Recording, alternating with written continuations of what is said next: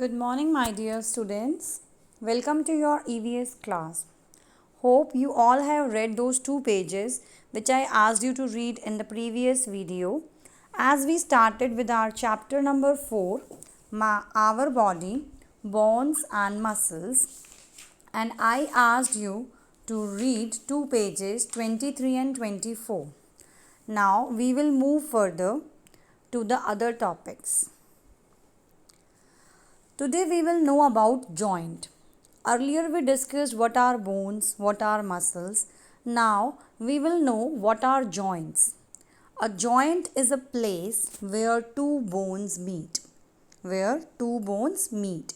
As we discussed in the previous video that bones are the hard parts. They cannot move, right? They cannot bend actually. So bending areas are where two bones meet. The bending areas are that points and they are known as joints.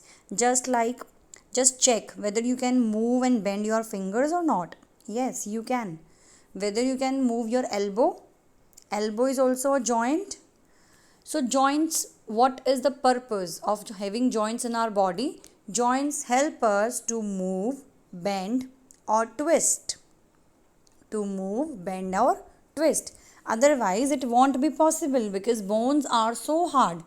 If we allow bones to move, you can imagine we bend our knees, only then we can bend our legs. The rest of the portions of the legs are not bending except the knees areas and the ankle areas. So these are the joints. So also we called joints are like hinges of a door. Now you must be wondering what are hinges. Let me tell you that. What are hinges? Hinge, a joint on which a door or gate moves freely as it opens or closes. You can check it now as well. Just try to open or close any of the door inside your house or outside the house. What you feel? The door at which it is a joint there. That joint is particularly hinge which allows the free movement of the door. So same is the joint in our body. It allows the free movement, the bending or twisting of the bones. I hope this is clear to you now. Now coming back, we also discussed about muscles. So muscles are the soft part. We discussed in the previous video. So the complete definition will be the soft parts in our body that lie below the skin are called muscles. It is very important to know that they lie below the skin and they are known as muscles. Now what is the use of muscles and how many they are? Last time we discussed that an adult person has 206 bones and an infant, a newborn baby has 300 bones. Now how many muscles do we have? We have more than 600 muscles.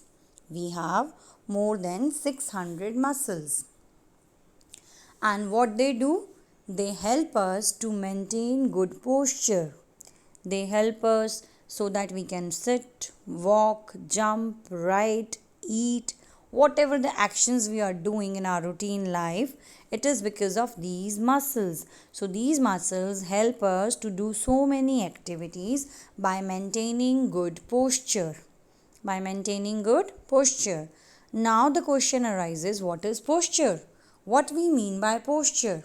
Let me tell you students, the posture is the way we hold our body. Actually, this is the way in which we hold our body. What? Holding for what? While writing, while walking, while playing, while sitting, while doing any of the other activity. How we conduct that activity? By holding our body. Some people walk and they bend their shoulders towards inwards. Some move it towards outwards. Some move their arms a lot when they are walking.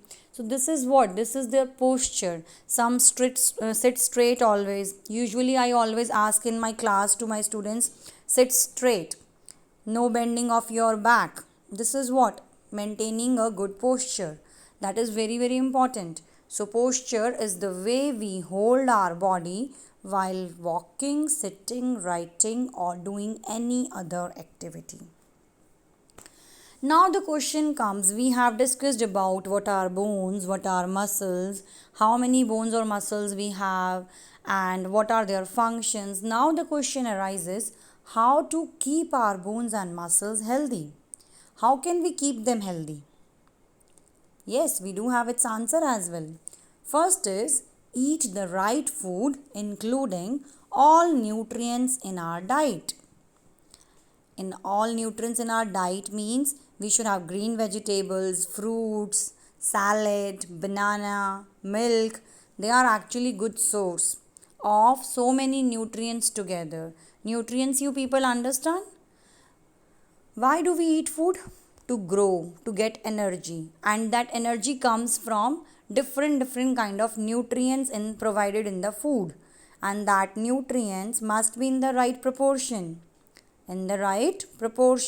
So it is very important to include each and every good thing in our diet. It should not be like if I am eating an apple a day, I am skipping all other fruits. No, it won't be good. It is bad. We should include each and every kind of fruit, vegetable, green vegetables. We should drink milk daily. So this is how we can keep our bones and muscles strong and healthy. Next comes exercise regularly, which is very, very important. Why regularly is mentioned here? Sometimes we are not in a routine of doing it daily. No worries, we can skip one day, we can do it on weekends, we can skip the weekends, whatever suits according to the activity of the person, according to the schedule of the person, but one should exercise regularly. Alright, by exercise we mean jogging, running, playing, yoga, cycling. We can choose any of these, but we should exercise regularly. In the last, what I mean by telling you this chapter is stay fit, which is very, very important. Our body is a wonderful creation of God, and all these body parts need to be taken care of. And how can we take good care of our body parts? By exercising, by eating good food, by maintaining hygienic habits. So, in the end, I would say stay fit and smile. Take care, students. Hope you like the video.